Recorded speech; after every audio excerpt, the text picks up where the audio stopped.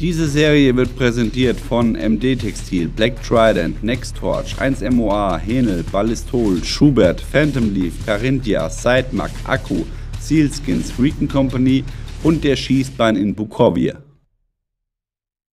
Hallo und herzlich willkommen auf Epic Day Night Sniper mit Rosi Teil 7. Heute geht es um die Stellung beziehen und Schießen mit dem Nachtsichtgerät auf 400 Metern.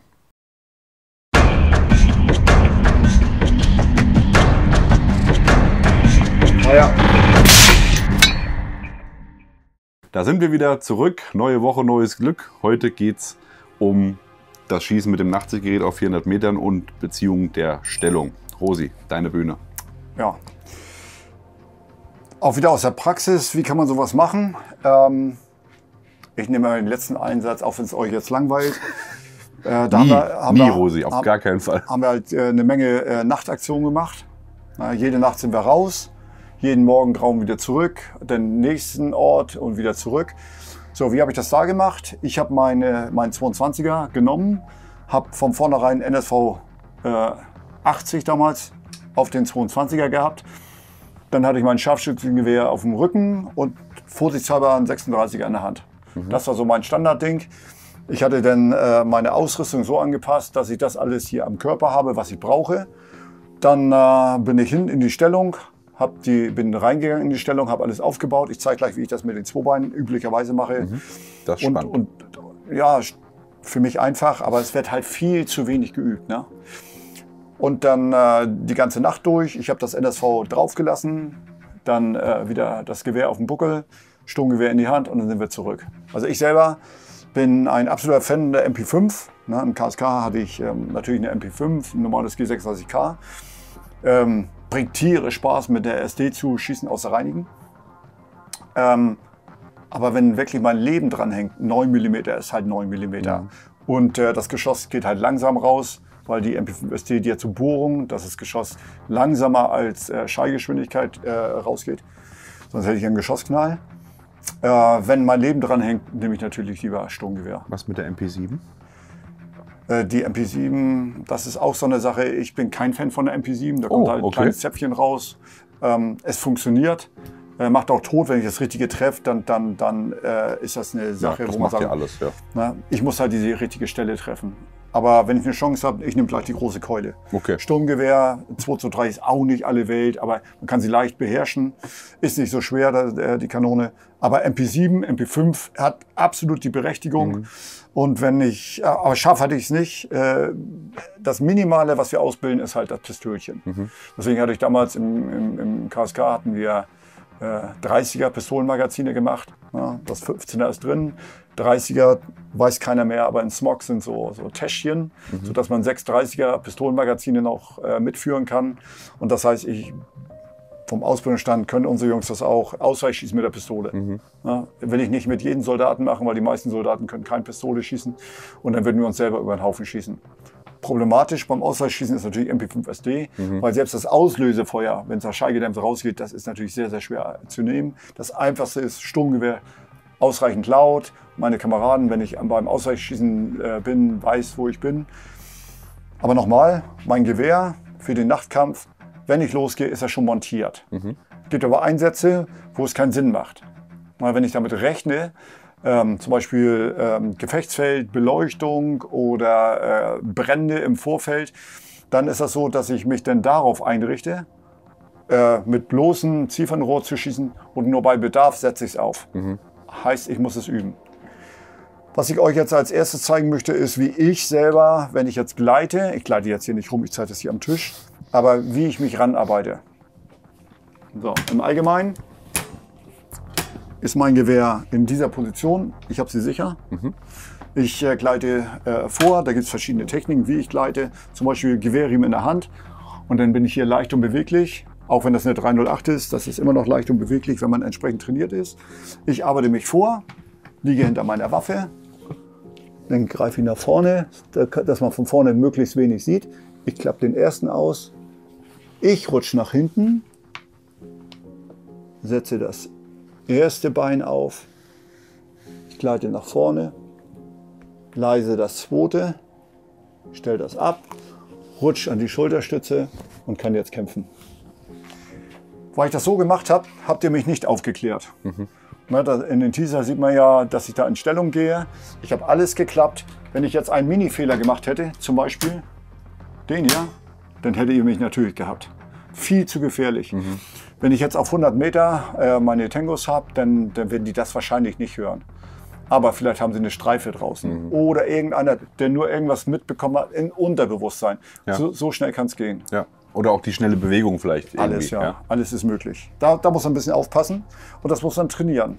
Also ein Training davon, das Beziehen von Stellung ist halt, ich fange erstmal an. Kriechen, schießen, gleiten, schießen. So, das heißt, ich habe dann so Linien aufgebaut, die gleiten vor und dann wird immer dieser Drill gemacht. 2 Bein aufbauen, dann nach hinten an die Schulterstütze hinstellen und dann das abarbeiten. Ja. Wenn das sitzt, dass ich das wirklich von vorne nochmal, von vorne sollen möglichst keine Bewegungen sein, wenn ich also mit dem Arm von so greife, das wird aufgeklärt. Ne? Ich muss also dicht rangehen, dicht wieder weg, vorsichtig aufstellen, dann das zweite Zweibein. Ne? Das funktioniert fast genauso gut mit den Atlas. Ich habe auch einen Atlas. So eine Technik geht mit der alten Harris-Gurke eigentlich einfacher. Aber das Atlas hat natürlich ein paar andere Vorteile. Ne? Ja. Also deswegen, am Anfang habe ich gesagt, neumodischen Scheiß. Dann habe ich damit trainiert, habe festgestellt, ja, nee, hat doch seine guten Sachen. Hast du schon das Magpul-Bipod mal inzwischen? Nicht scharf. Nee, müssen wir dem mal zukommen lassen, glaube ich, dass du das auch mal ausprobieren kannst. Ja, würde ich gerne ausprobieren. Check, kriegen wir hin. Ja, klasse. Max, du weißt Bescheid. Alles klar. Ja. So, wenn ich jetzt hier eine Tarnung habe, wenn es geht, ist das so, sprühe ich tatsächlich meine Waffen an. Ja, aber das sind nur meine Privatwaffen. Im Video habt ihr meine alte SSG 3000 gesehen. Die habe ich jetzt wirklich getarnt, auch mit Schlemmkreide. Ja. Hält Ewigkeiten. Ich glaube, vor 20 Jahren habe ich die getarnt. Ja, da wo meine Wange ist, da ist alles entsprechend abgeschuppert, aber der Tarnwert ist immer noch richtig gut. Wenn ich damit arbeite, dann habe ich natürlich kein Problem, dass ich irgendwo hängen bleibe. Ja. So, hier ist das so, mein Ziefernrohr, das ist alles Phantom Leaf Klamotten. Die habe ich dann befestigt, auch wieder so fest wie es geht. Hier habe ich natürlich nicht befestigt, sodass ich auch für den Nachtkampf entsprechend die Vergrößerung verstellen kann. Ich muss hier Lücken lassen. Ganz früher habe ich mal versucht, den Stoff zuzulassen. Da bin ich ganz schnell drauf und dann kann ich wieder nichts sehen, weil dann der Stoff davor hängt. Mein Akro ist ganz, ganz schwer zu tarnen. Da habe ich was ganz anderes genommen. Das sind die, du weißt natürlich, wie die heißen. Wie heißt diese auf sich klebende? Camo-Skin. Wusste ich. Camo-Wrap. Ja. Wie auch immer das Ding heißt. Damit bin ich die ganze Zeit rumgerödelt und habe das noch nicht verändert, um das mal zu zeigen, wenn man das gut befestigt, wie gut das hält. Ja. Vom nächsten Einsatz hätte ich es nochmal gerade gemacht. Aber ich habe nichts verändert, wie wir scharf die ganze Woche draußen waren. Nichts verändert. Die ganze Zeit damit geschossen. Und das ist auch der Anspruch, wenn wir da draußen sind, dass wir unsere Tarnung so anbringen, auch wenn die jetzt nicht ganz so optimal ist, ist sie immer noch besser, als wenn da oben irgendwas rumreflektiert. Natürlich. Hier vorne die Tarnung. Die klicke ich mal los. Ich nenne es den La Rosi-Hack. Ich erkläre auch gleich warum, wenn du es gezeigt hast. Das sind hier eigentlich Kabel. Clips. Ne? Die sind hervorragend geeignet, um Tarnung anzubringen und verhältnismäßig schnell auch wieder abzunehmen. Beim Repetierer ist alles viel einfacher. Ne? Deswegen zeige ich das auch mit einem Halbautomaten. Wenn ich die losgeklippt habe, mache ich das so. Die gehen jetzt nach links auf die andere Seite vom Hülsenauswurf und dann kann ich meinen Bildverstärker oder mein WBG montieren. So, ich setze das Ding auf, arretiere das. Das muss ich natürlich üben bei Helligkeit und Dunkelheit. Na, ansonsten mache ich genau das gleiche, wie ich eben gerade gezeigt habe, wenn das aufgebaut ist. Erstes Bein, zweites Bein. Jetzt muss ich in der Lage sein, bei Nacht auch wieder abzumontieren. Ne, das heißt, Kappe drauf, damit möglichst wenig kaputt geht. Bei dieser Waffe ist das nicht tragisch. Ich kann sie anlassen, Wärmebildgerät anlassen. Ich greife vorsichtig rüber, öffne es, nehme es seitlich ab und bin sofort fertig für den Kampf bei Beleuchtung. Na, wenn ich jetzt auch wieder, was wir vorhin hatten, die Waffenlampe montiere, ist alles ganz einfach. Ich habe auch eine Lampe, die ich umschalten kann von Weißlicht auf IR. Sowas ist natürlich ideal. Oder ich muss halt 2 Stück nehmen. Ja. Und dann bin ich eigentlich angepasst für alle Situationen bei Tag und Nacht. Sehr gut, ja. Aber auch das Montieren, ne, das haben die Teilnehmer auch gesehen. Am Tage ist alles einfach. Ja. Aber im Detail, na, zum Beispiel, wenn ich jetzt den Abstand habe, nehme ich einen kleinen Daumen, setze ihn hier vor, öffne, dass ich den richtigen Abstand immer habe. Denn das ist ja auch klar. Wenn ich mal hier, wenn ich jetzt angeschossen habe in dieser Situation und dann nachher scharf schießen will in dieser Situation, da kann ich immer noch treffen. Aber die Ablage, die kenne ich nicht. Die kenne ich nur genau bei diesem Abstand. Ja. Na, und das heißt, ich nehme viel Kontakt mit der Waffe auf, dann klicke ich das an. Ich muss im Allgemeinen nicht schnell anklicken, ich muss schnell abklicken. Ja. Weil das ist das Notverfahren. Ja, klar. Aber wenn die Situation es erfordert, na, hier kann ich ja auch bei Bränden arbeiten. Aber wenn jetzt die Situation es erfordert, dann muss ich es halt schnell anbringen und wieder abmachen. Ja. Diese Index-Clips hier, ne, die kannst du übrigens auch genau dafür verwenden, um dir einen kleinen Referenzpunkt zu machen für die Nacht. Natürlich. Also als Tipp. Auf jeden Fall. Ja.